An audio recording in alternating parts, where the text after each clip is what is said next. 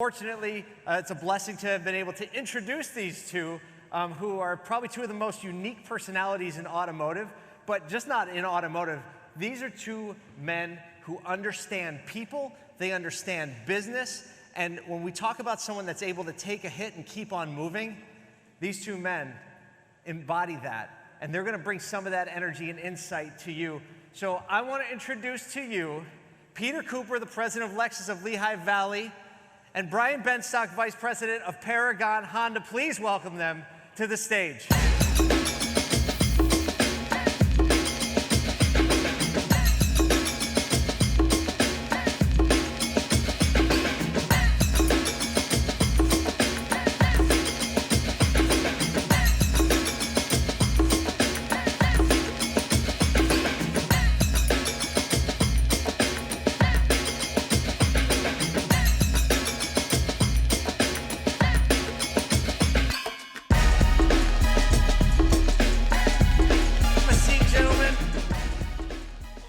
You know, when I was picking the walk-on music, that's the first.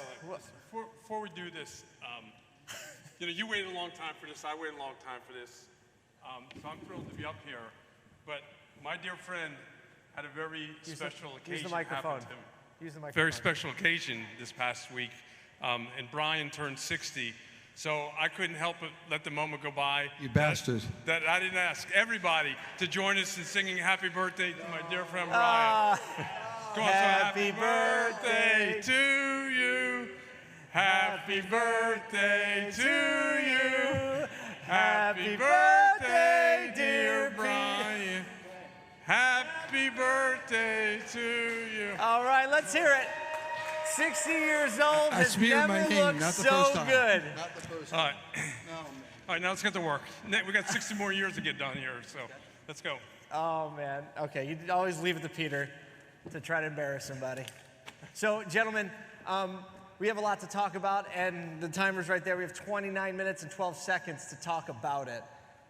So, there's something that has been brewing in automotive for a long time, and both of you have probably said a lot that is really similar to how you feel now, except for now, the timing of it and the urgency of it is different than it's ever been in history.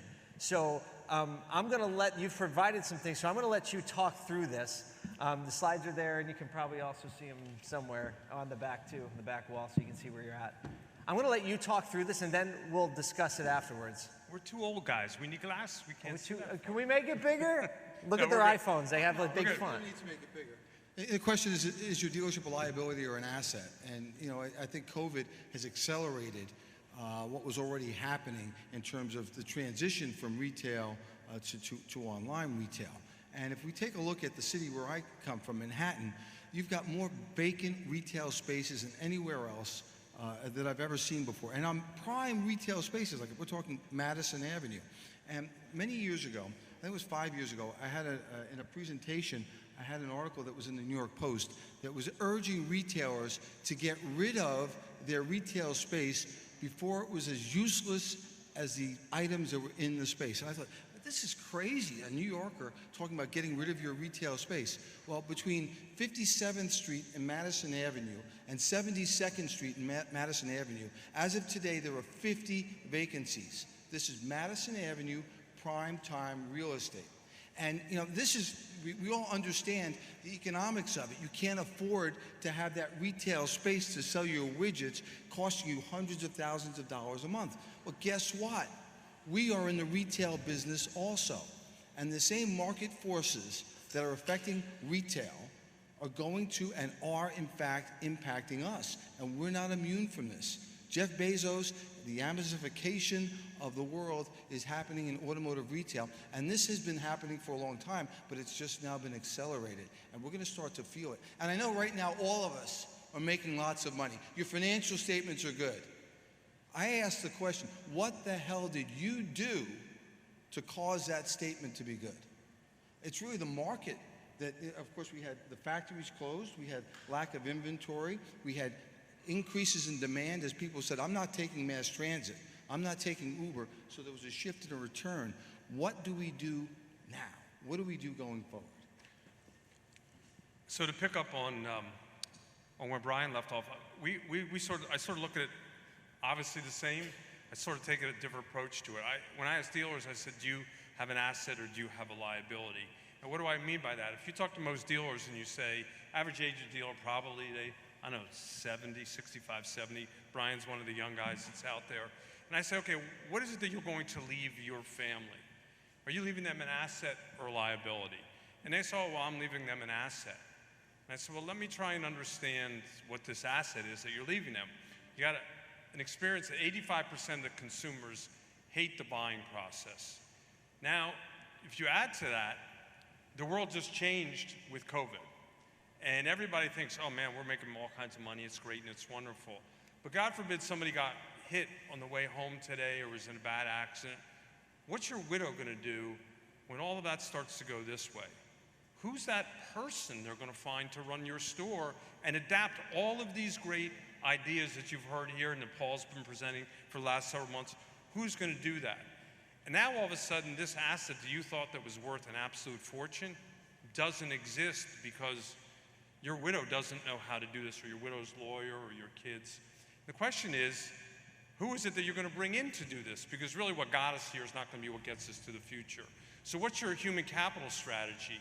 And if you don't have that person in place and you're not working on that, or you're not willing to start to adapt all of these ideas, not some of these ideas, and try them and fail, and sometimes be successful, but fail fast. If you're not prepared to do that, you got to call Alan Hagen and say, look, now is the time, because it's never going to be worth more.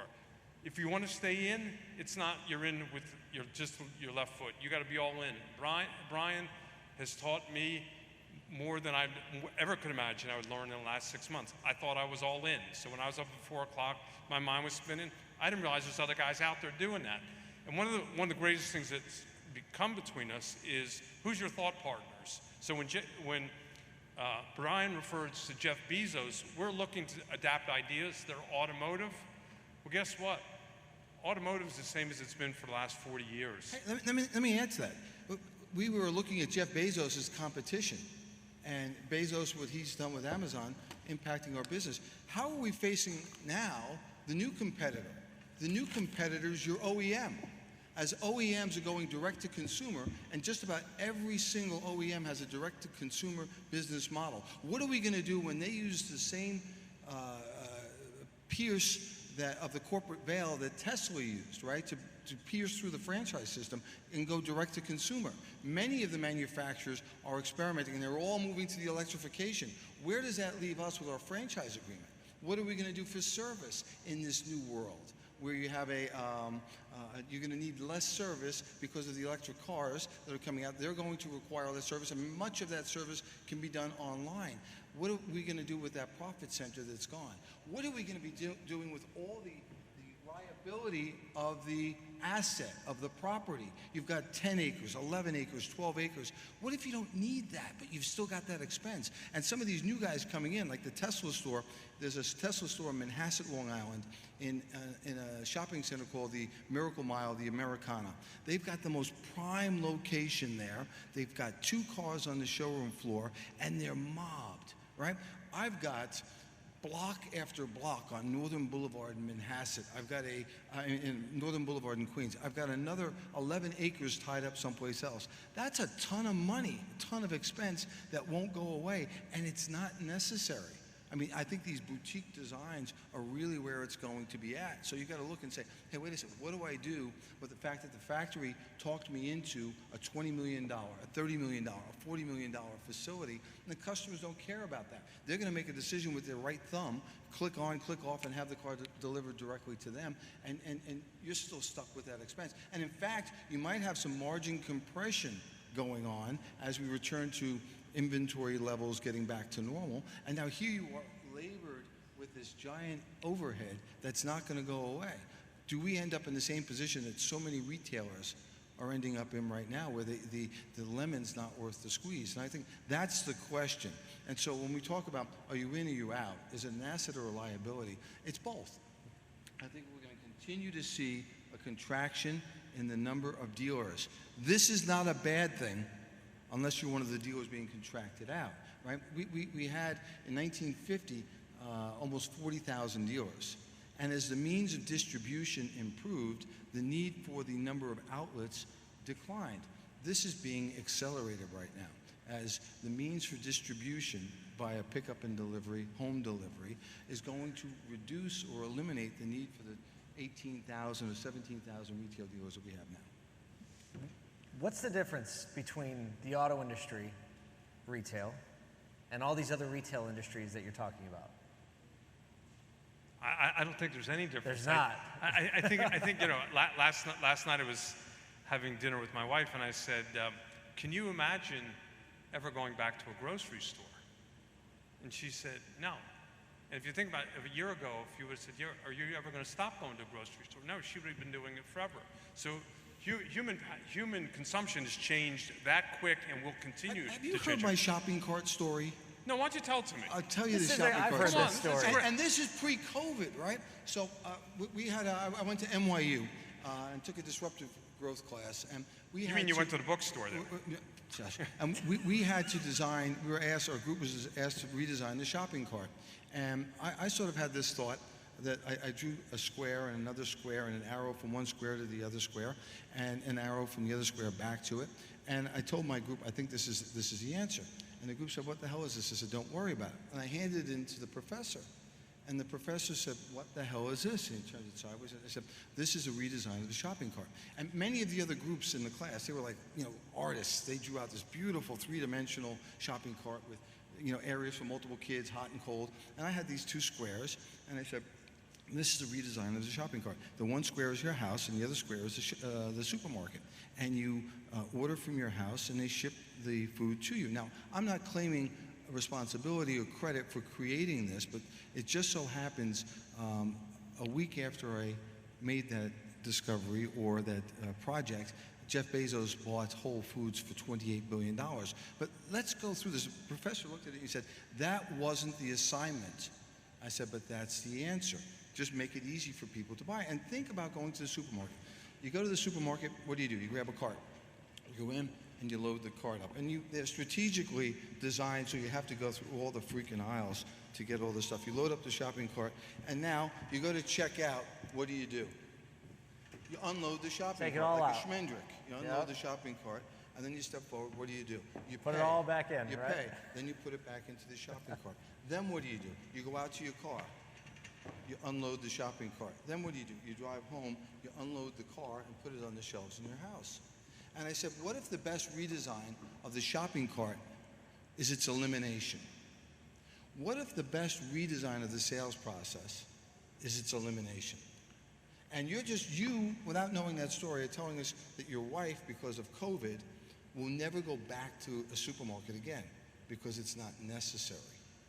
And I'm saying, what if the same thing happens in our industry where people say, why would I go to a car dealership? It's just not necessary.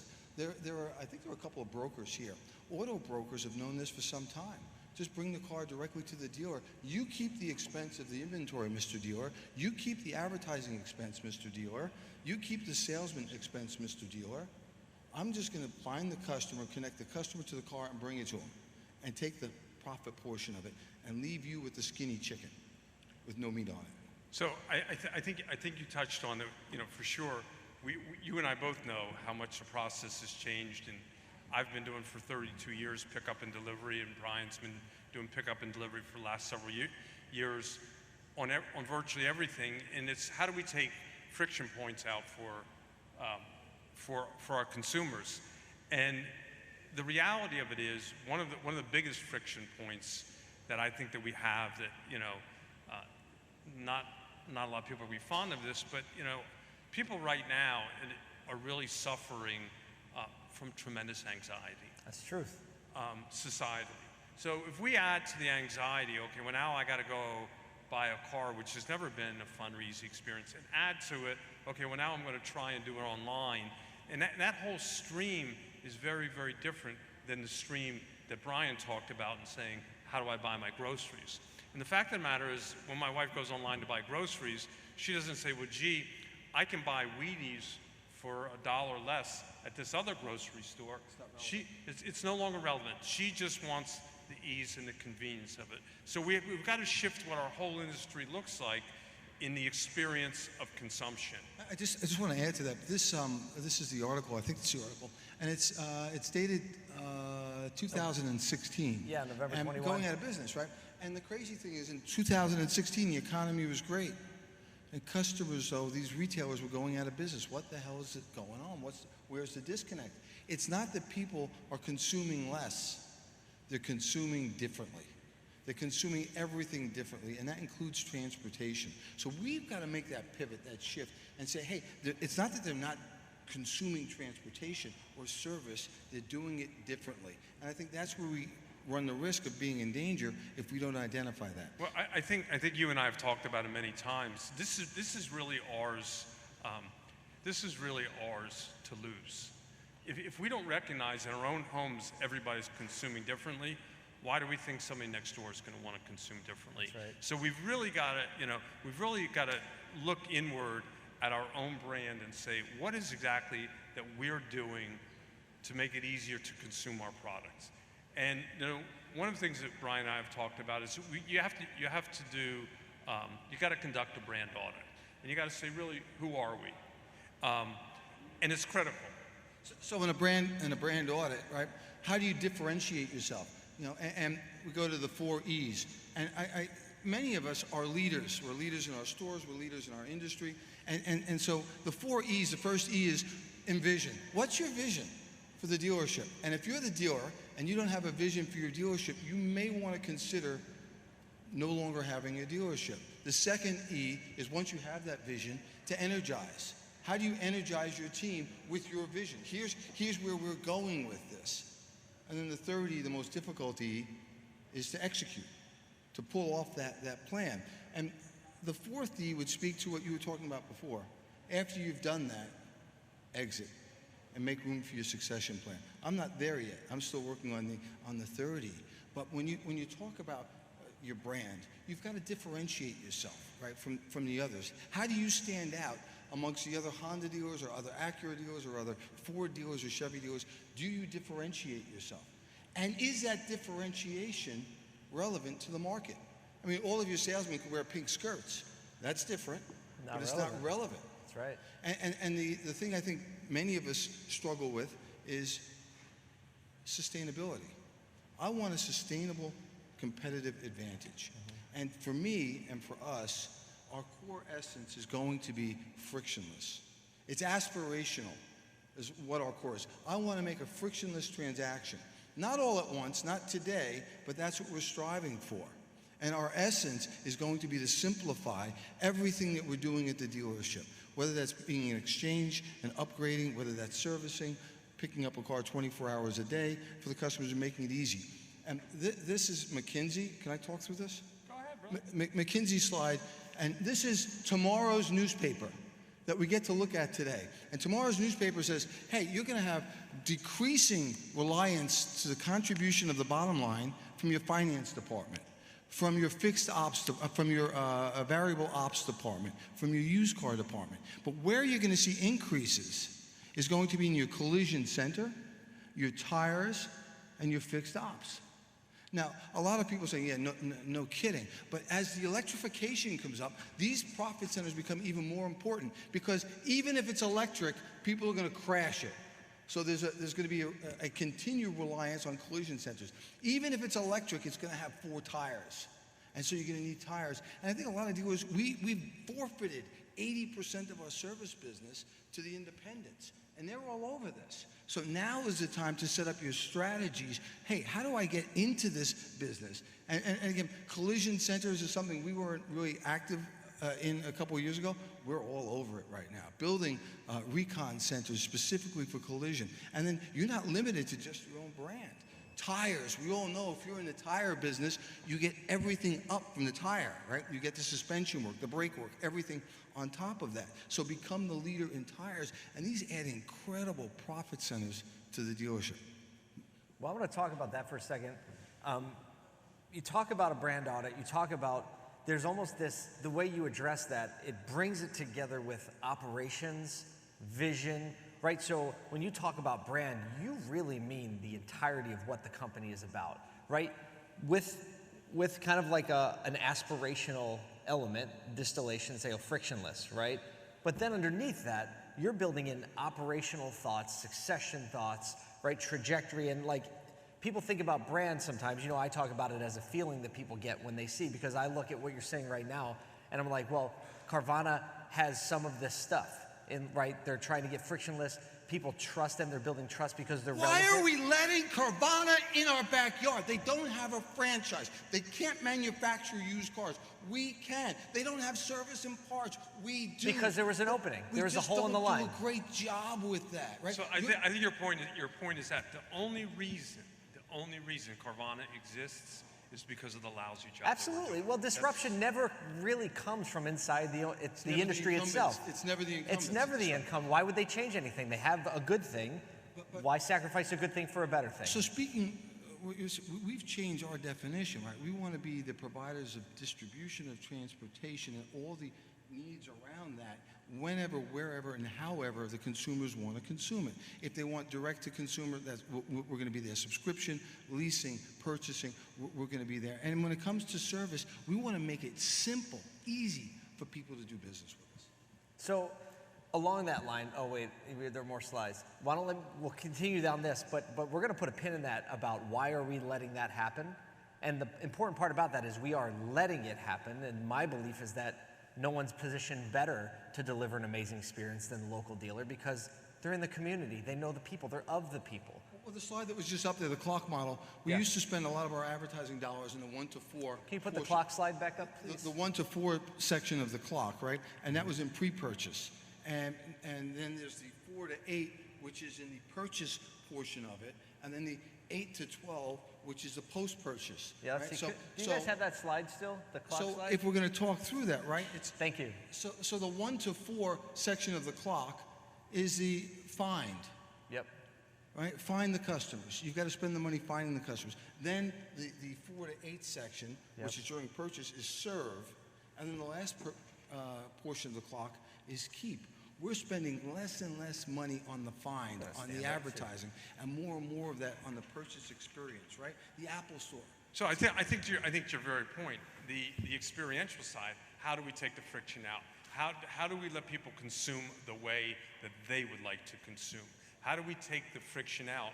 And when I think about the time and the money that you've spent, that I've spent, from 4 to 8, and then from 8 to midnight, that's where it all is. That's where it all is. I mean, I view it, the manufacturer's job is 1 to 4. They're going to let them know to buy a Honda, let them know to buy a Lexus. But the reality is, I mean, we're in two different worlds. You got 30 million people, I got 500,000 people. The same premises apply no matter where you are, no matter what your franchise is, if it's a luxury franchise. That's still relying on the manufacturer to do work if you're trying to sell used cars, or if you're a used car store and outlet. Like, I still believe that pre-purchase work, there's still a lot of work we can do, because if you look at the disruption that's happening, you look at the disruptors, right? They didn't have 2 and 3, right? They introduced themselves or reintroduced themselves to people's hearts and minds, right? Which is why Tesla can make tequila and it's sold out, right? Tesla just released a tequila line, and it's cool, and you can't get it. It's the experiential portion of the transaction, and it's Apple gets you right here in the heart. You know? And we've not done a great job doing that. So we're shifting a lot of our advertising dollars to purchase experience and post-purchase experience, locking the customers in a good way. You know, golden handcuffs to get them to come back to us. Say that again, because I don't think we picked it up. We're locking our customers in with golden handcuffs to come back to us. And golden handcuffs, because it's so great doing business with Paragon. Why would they even start their search somewhere else? Doesn't the iPhone, I mean, if you want to see an online transaction to mimic, forget about what Roadster's doing and a lot of the other guys are doing. Take a look at, upgrade your phone. Go from the iPhone 11 to the iPhone 12 and do it on your iPhone. And watch how easy that is, and watch how analogous that is to buying a car and trading it in. They tell you, which phone do you want? You're in a funnel. You don't have all the other things that we want to put in front of the customers. It's just the iPhone 12, and then they give you the choice. Do you want the medium, the small, large capacity, or extra large? What size do you want? Choose your color. Do you have a phone now? Well, sure, okay. It's worth $450 if it doesn't have any dings and dents. You go right through the trade-in process, and it takes about 3 minutes. We can do the same thing. And so, but all the guys that are in the industry trying to solve our problems in the industry are doing it with their in-industry head. And the solution is going to come from outside. The solution is going to come from somebody that says, we don't need to have them scan the insurance card, scan the driver's license, put the VIN number in for the trade, take 72 pictures of the trade so I can figure out how much it's worth, all before they say yes. It's going to be, here's the monthly payment, here's the term, yes, great, boom, and get it done. So as we're moving through, this slide obviously is a... guys, just so you know, we're limited on time. We have a few minutes, so like, yeah, hit these because these are important. If you didn't expect us to go over, that's Well, on you. Well, because the you know birthday us. cake. You know Birthday us. cake. Birthday cake. Okay, so Scott Galloway, who's Brian and I are both big geeks of his teachings. You know, he said advertising is a tax on the poor, which we clearly believe. And why is it a tax on the poor? I don't see an ad on anything that I look at today, whether it's on a TV screen, whether it's on a digital product. All my ads are blocked. But I also believe for those people that don't have it, they're suffering from ad fatigue. For sure. They're done. They're done. For sure. So that's why this 4 to midnight is everything right now. Everything. It's where all of your efforts got to be. So go ahead. We're out of time unless you No. want to hit us up. Come on. No, I don't want to get punched again. No, you. Brian's been working out. No. So advertising is a tax on the poor. I also think advertising is a tax on a poor brand. Because if your brand isn't strong and people don't connect with the heart and the mind, you need to spend more dollars to get Paul, their intelligence. quick question. How much did the Ford Motor Company spend last year on advertising? I have no idea. $3.3 billion. $3.3 billion. How much did Ferrari spend on advertising last year? Not 3.3 billion. Zero. That's right. Zero. That brand is important. It is. Gentlemen, I want to give you final words. So I'm going to give you each, you're talking to the dealer population. You have a petition that you want to put in front of them. This is your moment. What are you saying to them if you have them face to face right in front of you? I think we need to put our big boy and big girl pants on right now. I think we're in for a real storm coming up. We're going to have a bunch of things happening at one time. We forget the fact, you know, we're all patting ourselves on the back how well we're doing. We had $3 trillion injected into the economy, and we had a scarcity of our product, which drove, the demand was there, it gave us margin expansion, which we haven't had in a number of years. What are we going to do when that goes away? When inventory obviously increases, which it will, when the economy deteriorates, which it potentially will. And I'm an optimistic guy, but let's face it, that $3 trillion party has got to get paid for by somebody. It's going to be paid for by us, and I think that's going to have an impact on the economy. Interest rates can't get any lower than they are now, so the Fed's not going to have that tool to prime us. So I think it's time for us to get battle-hardened and ready for what's coming. Really tighten up our riggings on our ship, make sure that we're running on all cylinders, all department, all profit centers, and really to ask ourselves the question, are we all in or are we not in? And those of us that have a choice should really contemplate, hey, do I want to keep doing this? This may be a good time to get out. And for those of us that are in it for the long haul, and I'm in it for the long haul, be prepared. So literally, those were my words. I think I gave them to you on the way That's down. what happens when you let me go first. But I think the reality of it is that either you're going to get in or you're going to get out, but you need to do 2 things. You need to make that commitment. You need to find that human capital strategy where you're going to find great thought partners. They're going to help you think about your business, look at your business in ways that you never imagined that you could, in all probability, outside of the business, and have the courage to do it if you want to stay in. Trick question. What's the #1 role of a manager? And most people can't answer that. Number one what? #1 role of a manager is to develop people. And so when we're talking about succession plans, when we're talking about longevity, when we're talking about staying power, it's our ability as managers to develop other people. And I've got a great crew. And I would say to you this, Brian, that it's a little bit different. I don't think it's manage. I think it's lead. We got to lead our people and show them how it's done and show them the path. And just know that these young, bright people are a hell of a lot brighter than I'll ever be or ever aspire to be, and give them the courage and have the guts to let them move forward. So let them do it. Let them do it. And I'm honored that you had both of us up here on the stage. Yeah. The odd couple. You guys are the best. Oscar. You guys hanging around for a little bit? Just a little bit, just a little bit. So hang around for a little bit. So if you have a chance to say hi, I hope that you will. Gentlemen, it's an honor that you made the trip to come be a part of this. I really appreciate it, and may we continue to do this in the future. Paul, thank you so much. We're going to shake it, and we're going to sanitize after this. Love you guys. Thank you. That's worth a round of applause.